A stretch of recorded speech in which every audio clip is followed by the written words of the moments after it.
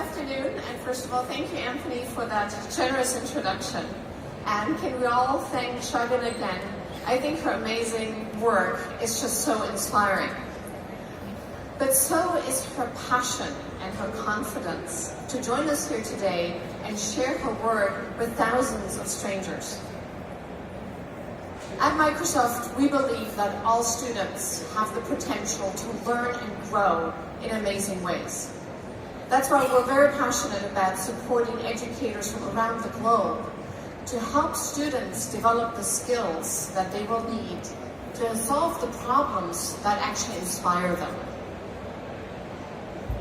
Last year at BET, I shared the results from work we had done around the class of 2030, where we wanted to better understand the kind of skills that today's kindergartners will need when they graduate to thrive in work and in life. And what we found were two core themes. The first one was around the importance of student-centric approaches such as personalized learning. The second one was about the growing importance of social and emotional skills. Now, social and emotional skills are critical for overall well-being, which in turn is a key predictor of academic and employment success. So we decided to dig deeper to better understand how educators in schools are helping the students to build those social and emotional skills that will enhance their well-being and the role that technology can play in that. So we conducted an additional piece of research in partnership with the Economist Intelligence Unit.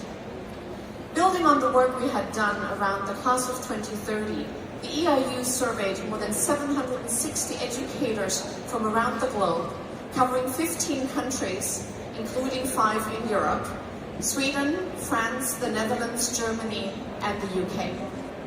So from Mexico to Sweden and from Indonesia to Canada, we set out to listen to the voices of educators. In addition to that, we conducted a set of interviews with experts on the topic of well-being and reviewed about 90 pieces of existing research. So why is this issue so important? Emotions are the gatekeepers to cognition. And we can all relate to that intuitively. We all know that we cannot pay attention or think clearly or creatively when our emotions and our lives are in turmoil. And the same applies to students and their learning.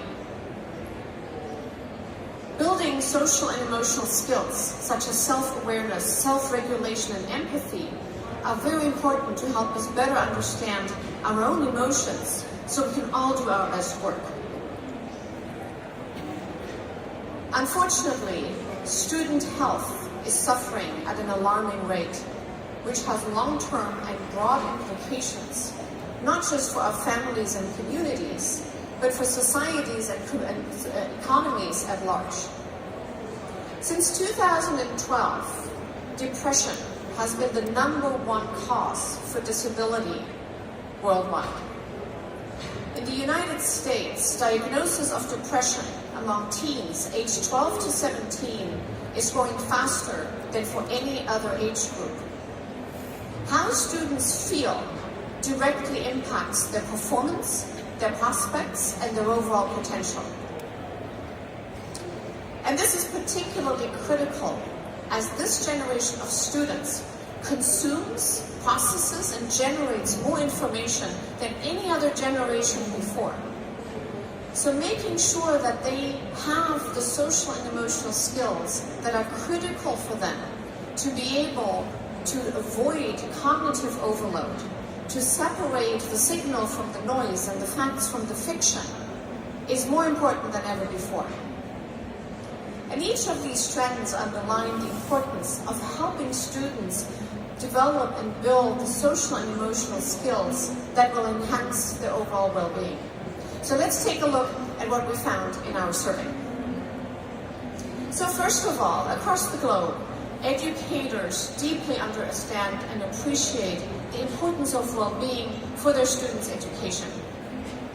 According to our survey, 80% of the respondents believe that student well-being is critical for overall academic success, for building the foundational literacies, as well as for building strong communication skills. We also found that about 70% of the respondents said that the importance of well-being has increased significantly, especially for K-12 education, since they started their careers. At the same time, we also found that school systems have not moved as quickly as the educators have in prioritizing student well-being. Only 53% of our respondents said that their school has a formal plan or policy or program in place around student well-being. So individual educators can do a lot in their own classrooms, but to impact student well-being at a broader scale, more systemic approaches are needed. When we looked at the data from a geographical perspective, we saw strong interest and strong commitment from the educators around student well-being. For example, in Asia, we heard that 67% of the educators are being encouraged to include emotional literacy in their classrooms. In North America, 66% of the respondents said that they are incorporating emotional literacy approaches into their classrooms. But when we got to Latin America, we found some really interesting trends. The Latin American countries are actually leading the way in approaches around student well-being, with more teachers fully engaged and incorporating emotional literacy into the classrooms. We also heard from them that 65% of them believe that student well-being is critical for raising healthy adults and responsible citizens, compared to 39% of those responses in Europe. Since 2012, Latin America has also been the region that has seen the greatest progress in academic outcomes as measured by the PISA results.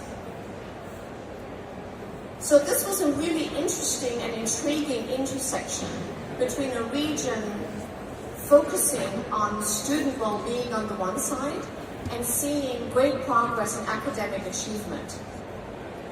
So this is an area where we think there's more investigation necessary to see if there's any correlation on that. One thing that came through very clearly in the research was that well-being is a shared responsibility. The school, the communities, the homes all play a really important role. And to maximize student well-being, we need to ensure that there are positive learning experiences, social learning experiences, cognitive learning experiences, as well as emotional learning experiences. In the classroom, this means providing the students with social learning opportunities in or outside the community, chances to overcome challenges and have that sense of achievement when we cross that line and can do something we haven't been able to do before, as well as building that strong sense of community and belonging.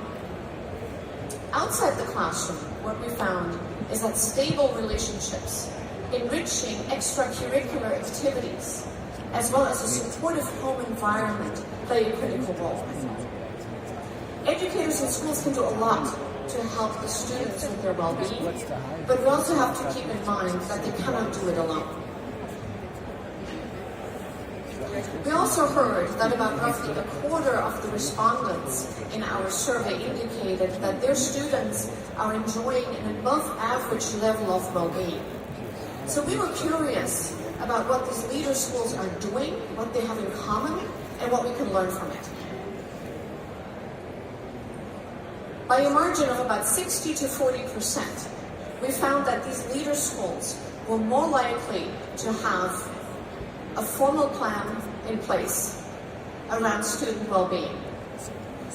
They were also more likely to measure and monitor the students' well-being in addition to their academic success.